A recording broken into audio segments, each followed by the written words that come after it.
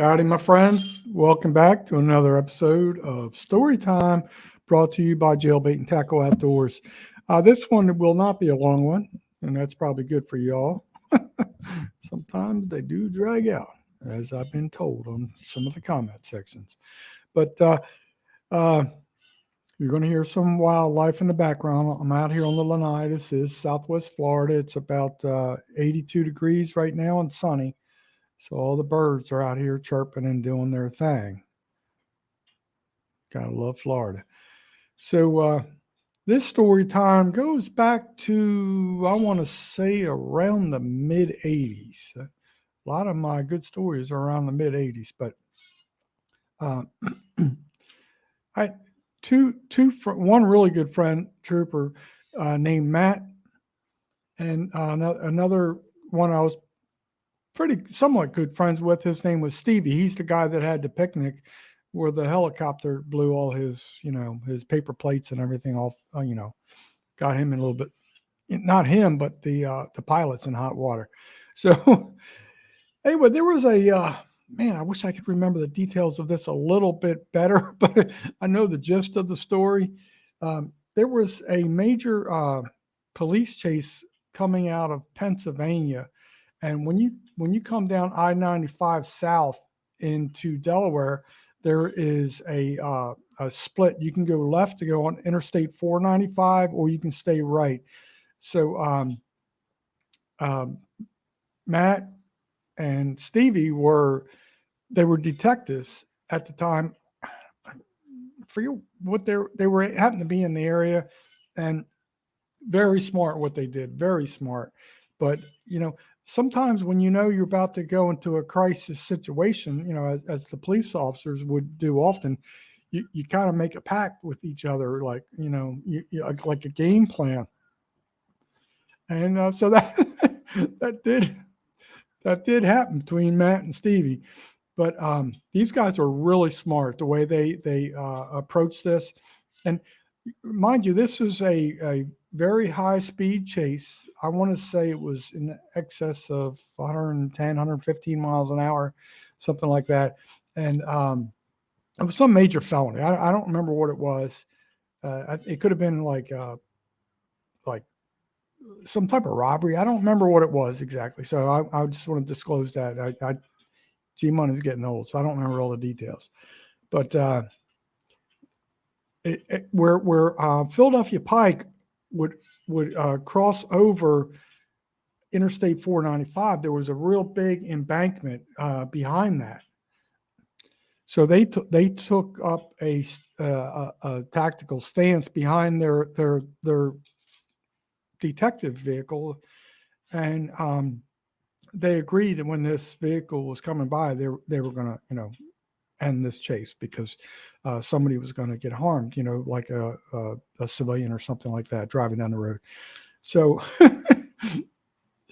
they, I'm reminding you one more time, they didn't have the spike strips back then. So one was at the front of the vehicle, one's at the back of the vehicle, and as this vehicle's coming by, a fast clip. So it's going like, it's not like you wait, it's like you see it coming down the road, and you have a short time to react. So they open fire on this vehicle to try and mobilize it was a really good strategic location they picked out. It even if the vehicle went off course, it was like a really well thought out plan. So I remember Matt telling his story. He's like he's like doing his business, trying to save lives and end this pursuit. And he turns to Stevie and he says, "How many shots did you fire?" He said, "None." Like Matt's looking like the village idiot. Like they had a pact, and Stevie changed his mind for whatever reason. But I do believe Matt did the right thing. They did apprehend the suspect, and it's just crazy. sometimes in like law, I'm not speaking as a law enforcement officer, but having a lot of interaction with them and a lot of discussions and going to parties with them and talking to them, many officers all level in the state police in Delaware. And you only have a clip, you short moment to make a decision. And, you hope that decision is the right decision. Fortunately, on that day, nobody was harmed. Everything turned out well, but the pact between two Leo brothers didn't go so well. But it's not a knock on Steve. He was a good dude, and it's like for whatever reason, I don't know, he just, the humanitarian side of me probably thought, like he didn't want to take a life or something like that. And even though you're not really supposed to shoot tires, now you don't have to worry about that because of the spike strips and stuff like that. But anyway, so that's another interesting story. There's so many. When I was on the radio, I loved the high speed chases. That was, especially if you got in certain areas like Interstate 495, like where this incident occurred. You're on there and you're trapped. We have time to have the helicopter get up, and that was before they added another interstate.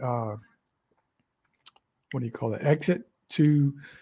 It would take you. I forget the roadway, but it would take you to Gander Hill Prison, basically.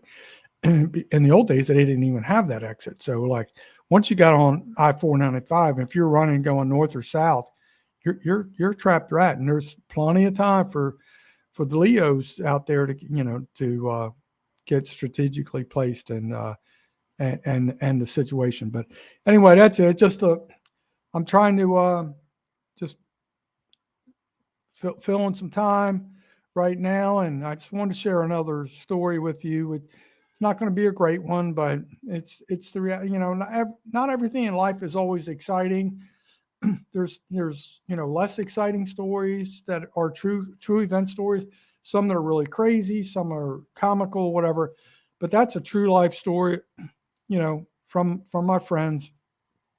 And just to remind you, Matt, if you ever go back to my story time where we were crabbing at the Wye River, that's my buddy Matt. Yeah, he wasn't too happy with me on that day, but I'm happy, he made it through law enforcement, healthy and survived and was able to retire. So anyway, folks, always thank a police officer. Do what you can.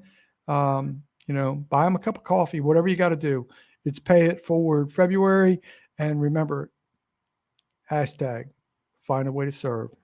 Be kind to folks, and, hopefully folks will be kind to you. And remember, always know your legal limits.